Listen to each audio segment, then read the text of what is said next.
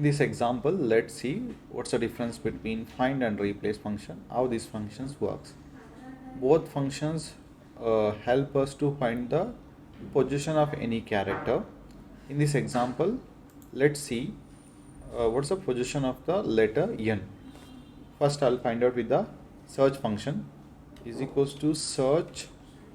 So the syntax of the search is what you wanna find, where you wanna find, and where to start from. So I want to find N, comma, where you wanna find, I wanna find out from this particular text, and I'm not going to give any starting number, so I'll close the bracket.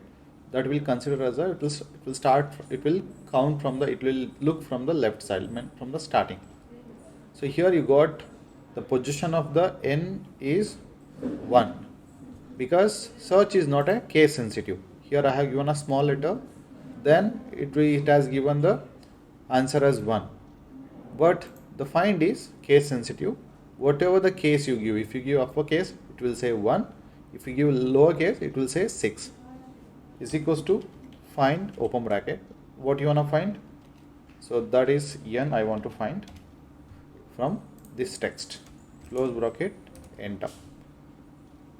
This is how find and search functions works.